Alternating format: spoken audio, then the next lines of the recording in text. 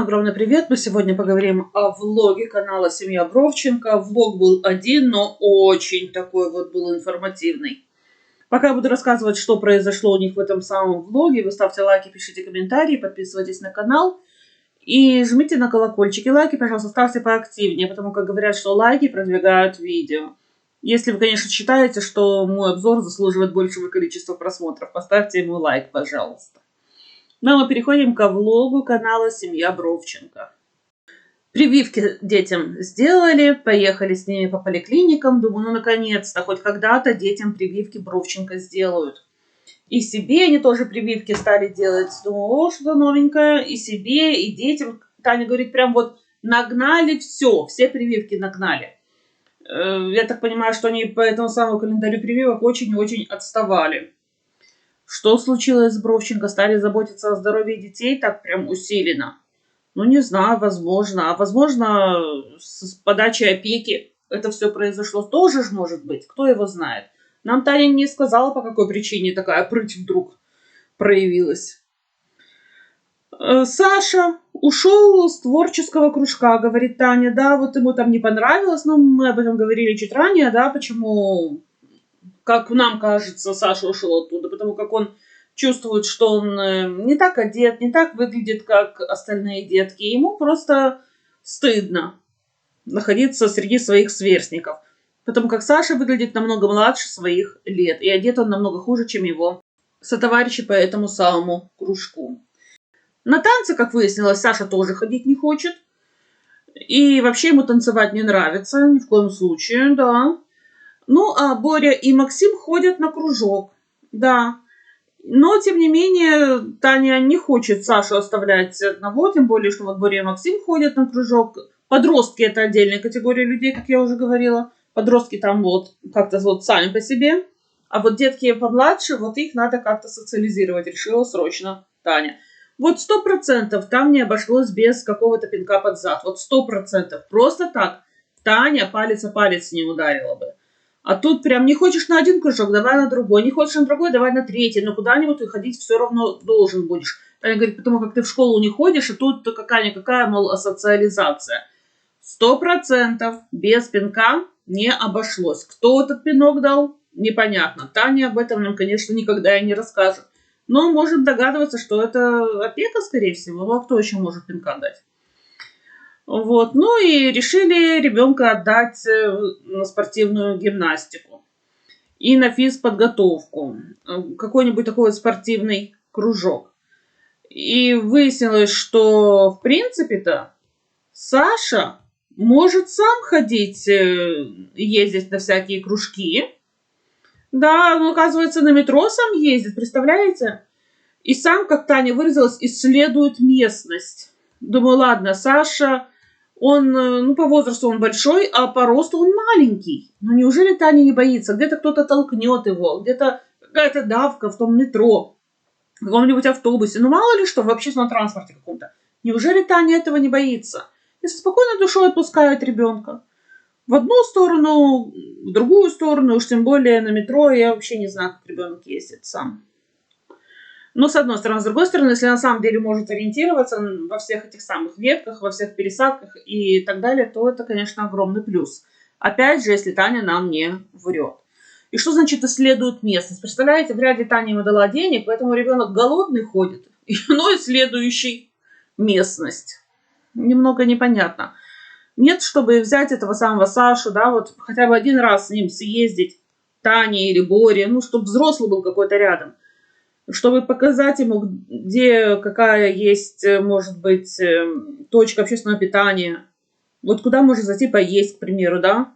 Где какой магазин есть. Ну а что? Ну что значит исследовать местность? Просто приехал на площадь какую-то и ходит по этой площади кругами. Круги наворачивает по этой самой площади. Он исследует местность. Но я не знаю, что Таня имеет в виду. Вдруг Таня говорит, да, мы в середине года решили отдать детей на эти самые кружки. Ну, действительно, в середине года это очень странно. И поэтому я считаю, что все-таки без опеки тут не обошлось. В начале года они сидели и не чесались, а тут вдруг на тебе. И Таня даже вот стала подумать о том, как вот детей на ЕГЭ записать, прикрепить к школе, так, чтобы в школе сдавали ЕГЭ. Как по мне, так, наверное, рановато еще об этом думать, с одной стороны. С другой стороны, может быть, и уже и пора. Но почему до сих пор Таня не чесалась? Нет, простите, Таня чесалась, но не в том плане, да. Таня то голову себе чесала, то руки чесала, то живот чесала. Но в плане оформить ребенка на ЕГЭ или прикрепить его к школе, Таня не чесалась в этом отношении. А сейчас ты посмотри, и детей на кружке, и тут она тоже такую активность проявляет. Что-то там было, повторюсь. Таня в оранжевой футболке. Эта футболка оранжевая очень нравится Тане. Таня в восторге.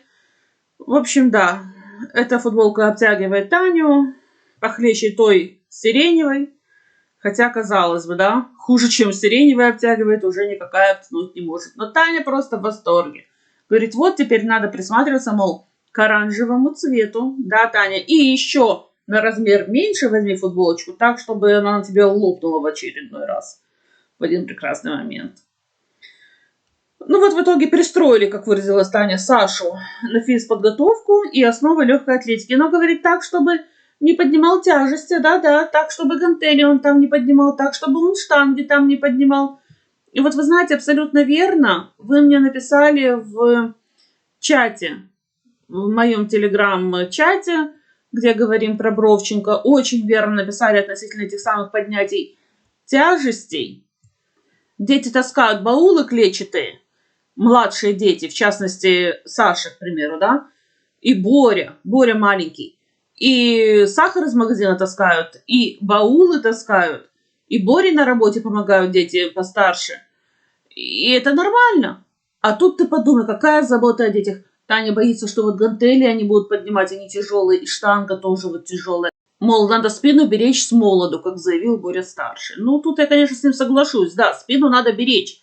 Но в таком случае уже не заставляйте детей таскать вот эти самые килограммовые пакеты с сахаром. Не забуду, как шел ребенок, их младший. По-моему, это был Боря маленький. И нес эти огромные пакеты с сахаром. Впереди тележки нес. Шел и нес. Ну, это нормально вообще. А Боря-старший шел, снимал и радовался. Ну, куда это годится? Не позволяйте детям эти баулы таскать. Ну, опять же, это Бровченко. Они никогда не будут жалеть своих детей на деле. На словах, да, но не на деле. Кстати говоря, относительно танцев. Таня сказала, ну, я теперь могу понять Сашу, мол, почему он не любит танцы. Мол, я сама не люблю танцы, только вот медленный танец, я могу потанцевать, и то не всегда. Помнится, мне в Горохово Таня отплясывала с детьми. На чей-то день рождения они устроили какой-то праздник и детский день рождения. И плясала Таня, этот фартук так она приподняла, им трясла, как-то танцевала. А на этих собраниях своей религиозной организации тоже Таня плясала, отплясывала прямо.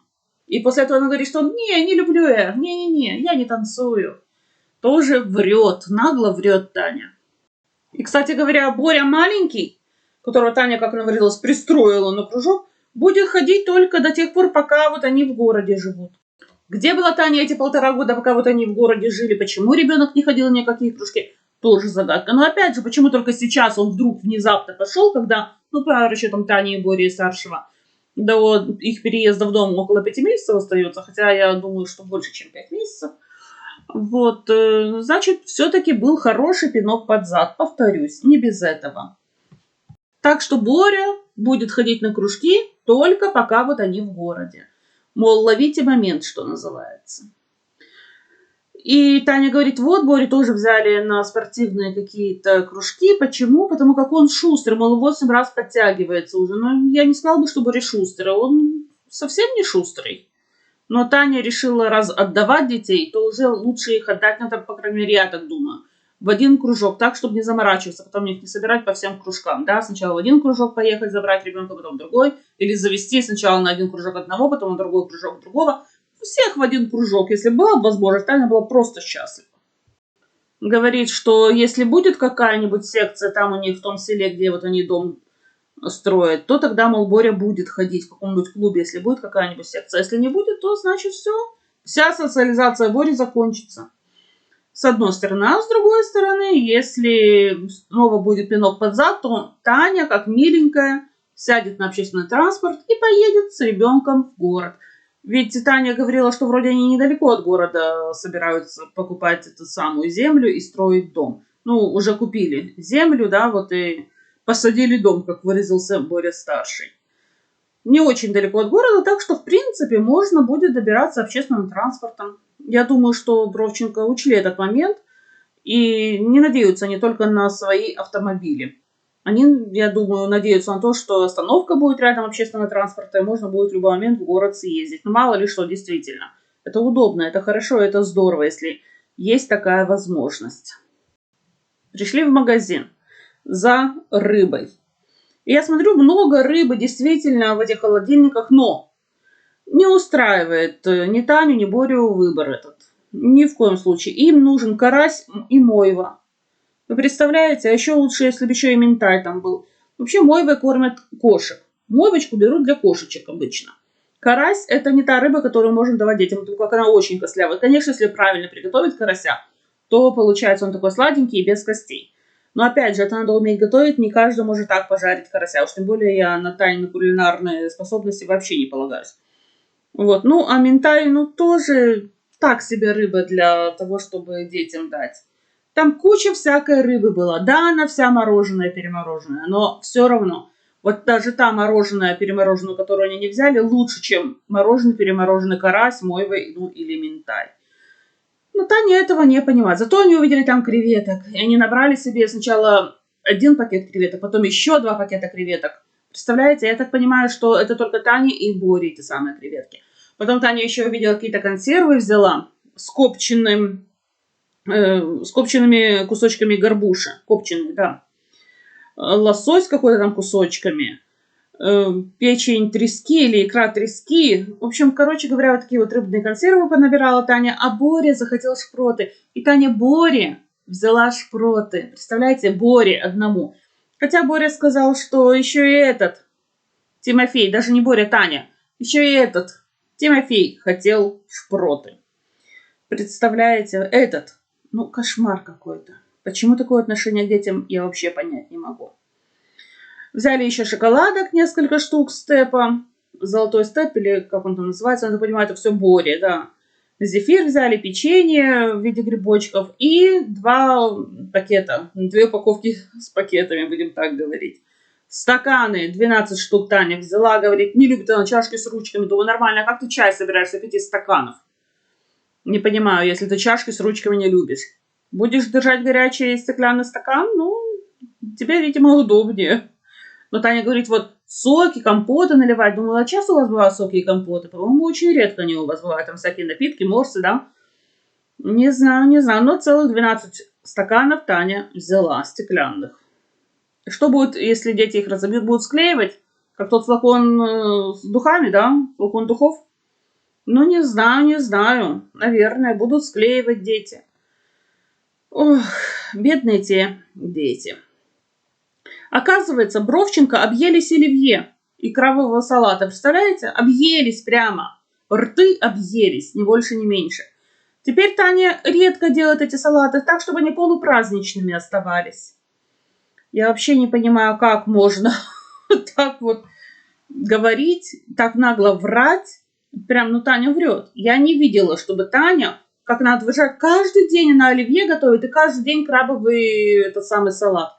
Не было такого. Если было бы 100%, нам Таня показала бы, хотя бы через влог показывала бы. Во-первых, показала бы, что она детей все-таки кормит. А во-вторых, все-таки это контент. Да, почему бы и нет. Показала бы, как она его готовит.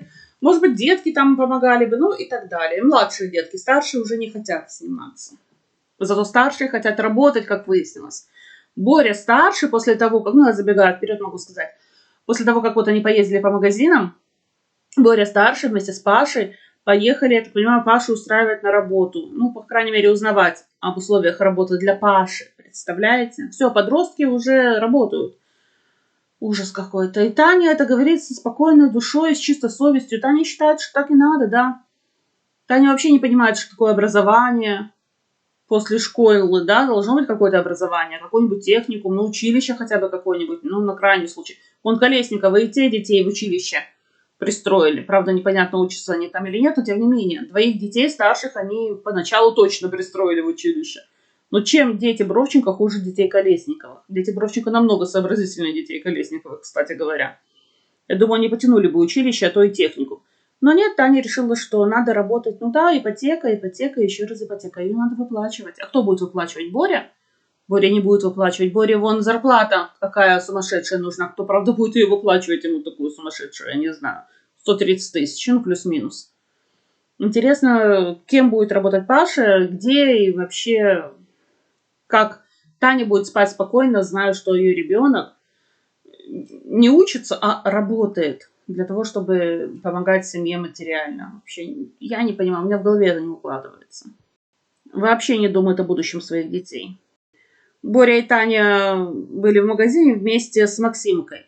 И вот Максим просит киндер-сюрприз. Но Таня, конечно, ему не покупает киндер-сюрприз, а то она покупает креветок вот, для себя и шпротов для Бори. И для этого, как его Тимофея. Зашли в магазин одежды. Таня взяла целых 3 пары носков Тимофея. Представляете, теперь я не знаю, Тимофей должен будет деньги отдать Тане из своих карманных или срочно пойти на работу, заработать и вернуть деньги за эти 3 пары носков. Я не знаю. У них там такие странные какие-то товарно-денежные отношения в семье.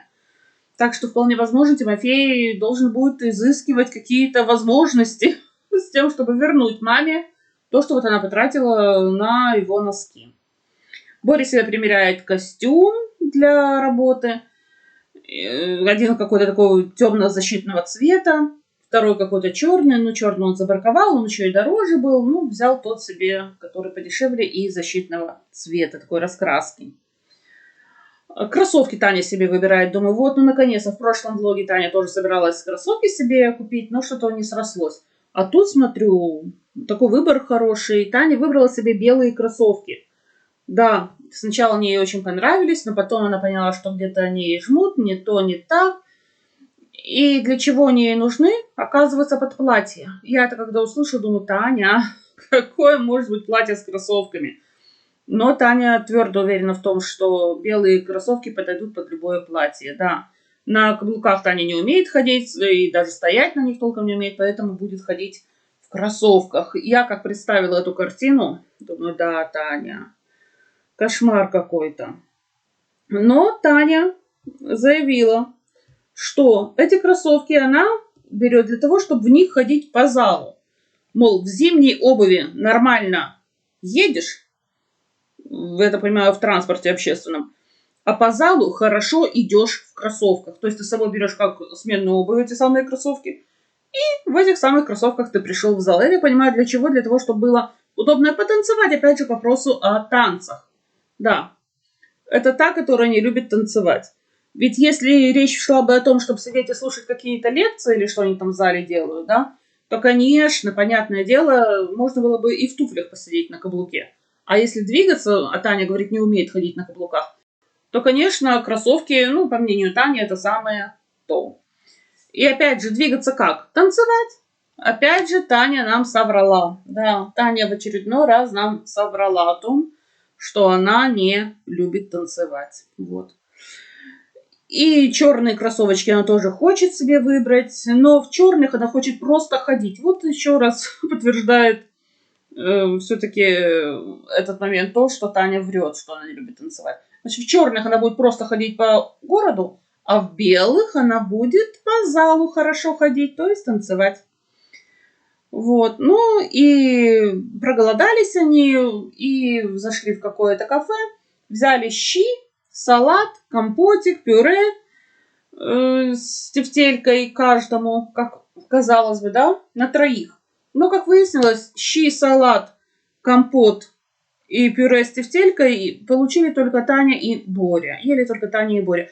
А Максимка ел только пюре с тефтелькой. Все. Даже компота ребенку не взяли.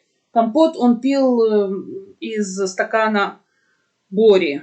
Даже не Таня поделилась своим компотом, а Боря своим, насколько я поняла. По крайней мере, Боря сидел рядом с ребенком и кормил его и тефтелькой, и пюре кормил, и дал ему попить компот.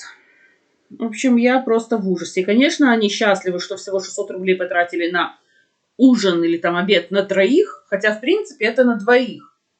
Это называется на 2, плюс еще отдельная тарелка с пюре и тефтелькой. Хлеб, кстати говоря, тоже был только у Тани и у Бори. То есть у ребенка даже хлеба не было.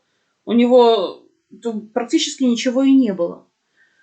Вообще, так, знаете, гаденько наблюдать за тем, как по подносу у родителей и одна тарелочка у ребенка, и все. Ужас какой-то. Понятное дело, Таня поела, и теперь ей хочется спать. Правильно. Говорят, пузико натягивается, глазки закрываются, да? Спать хочется. И едет Таня домой отдыхать. Представляете, многодетная мама едет домой отдыхать. Вообще не представляю, как это возможно.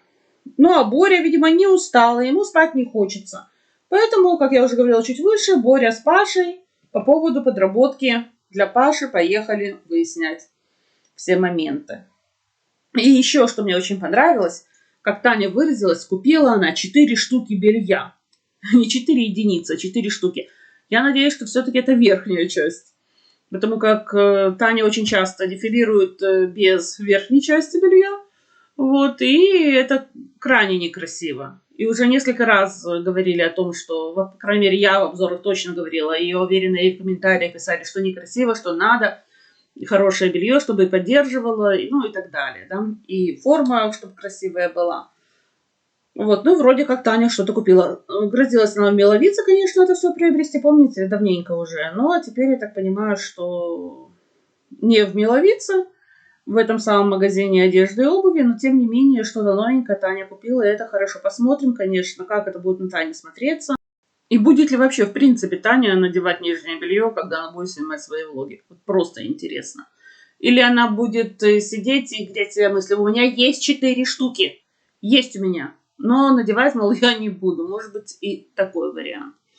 Ну, на этом я буду заканчивать свой обзор. Всем огромное спасибо, кто досмотрел до конца. Всем пока.